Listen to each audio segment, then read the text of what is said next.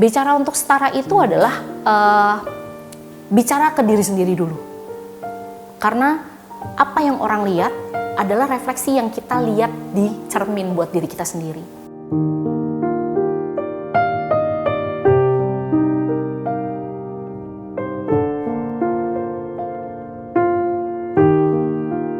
Awalnya ini ada eskalasi dari kita membuat pentas. Jadi pertama kita berpikir adalah kita bikin support group. Setelah kita bikin support group, kemudian ada beberapa curhatan yang membuat kita bingung nih apa yang perlu kita lakukan. Karena curhatan ini bukan sekedar ingin berpisah dengan suaminya, namun mengalami kekerasan di rumah. Atau mengalami kekerasan dari pacar, atau mengalami kekerasan. Jadi sudah mulai beralih ke arah kekerasan. Pada saat kekerasan itu terus aku berpikir, hang on. Ini makin banyak juga ya yang spill, ya kan? Yang spill di Twitter, di Instagram gitu ya, mengenai kekerasan seksual yang mereka alami gitu. Dan dari situ terus aku berpikir, oke, apa yang bisa aku lakukan ya? Hukum masih belum berpihak ke korban. Masih belum ada payungnya yang bisa membuat kita agak sedikit lega dulu lah gitu ya. Paling enggak bisa kita laporkan gitu. Lalu apa yang bisa aku lakukan? Aku punya pengalaman lebih dari hampir 20 tahun gitu di advertising. So I have a huge network. Apa yang bisa aku manfaatkan ya dari situ? Dari situlah kita bikin tuh No Recruit List. Nah, No Recruit List ini menerima aduan untuk kasus kekerasan seksual apapun. Jadi ada 15 bentuk kekerasan seksual dari Komnas Perempuan, kita terima apapun. Namun memang nggak semuanya nih sekarang nih yang benar-benar masuk aduannya. Namun karena kita sebagai pendamping kita nggak bisa sekonyong-konyong, aduh laporin aja ke polisi, ayo laporin ke polisi. Plus kalau kasus kekerasan seksual itu kan memang masuknya delik aduan. Jadi memang korban yang harus melaporkan ke polisi, sehingga kita tidak bisa melakukan apa-apa kecuali standby. Kita kasih tahu ke korban, we are here. Kalau kalian butuh apapun, kalian bisa reach out ke kami. Kalau mau butuh bantuan psikologis bisa, pendampingan psikologis bisa, pendampingan hukum pun bisa. Untuk bertanya pun seputar hukum bisa.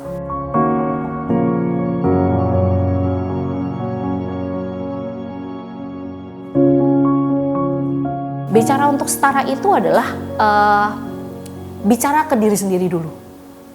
Karena apa yang orang lihat adalah refleksi yang kita lihat di cermin buat diri kita sendiri. Kalau ada orang yang bilang, Poppy kan cemen, gini dan lain sebagainya. Kalau aku tidak merasa seperti itu, I would still stand. Aku akan terus berdiri. Pada saat kita membicarakan setara, yang kita bicarakan diri kita dulu. Pada saat kita paham kita ada di mana, dan kita baru paham, orang seperti apa yang bisa setara dengan kita. Gitu, jadi berdaya dari sejak dalam pikiran. Begitu kita sudah paham kita ada di titik mana, dan kita akan menarik orang-orang yang di level itu juga untuk ada di situ bersama kita. Yang penting adalah bagaimana kamu melihat dirimu. Jadilah apa yang terbaik untuk orang yang terpenting untukmu, ya kamu sendiri. Karena kamu yang membawa dirimu, kamu yang melihat dirimu sendiri di cermin, kamu yang menjalani hari-harimu. I guarantee you nih ya, begitu kamu paham seperti apa kamu, kemana yang kamu tuju, then the rest of the world kayak berkonspirasi untuk membawamu ke sana. Semesta akan mendukungmu untuk membawamu ke sana. Berdaya sejak dalam pikiran. Kalau dari pikiran kamu aja, aduh kayaknya gue bego ya, aduh kayaknya gue gendut ya, aduh kayaknya gue ini ya gitu. Dan why? Ask yourself why. Kalau menurut kamu, ternyata selama ini karena pasanganku, dulu tuh sering banget ngomong gitu, ya lu udah gembrot apalah gitu ya. Jadi ternyata dari luar nih masuk. Dan karena kita terbiasa mendengar, jadi kita berpikir kalau itu benar. Relearn, unlearn, itu penting buatku.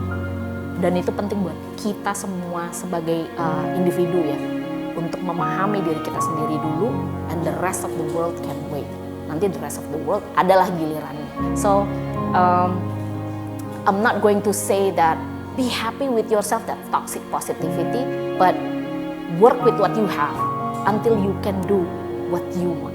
Sekarang ibaratnya cuma punya kerikil dan work with that kerikil sampai kamu bisa jadi diamond gitu, bisa jadi berlian.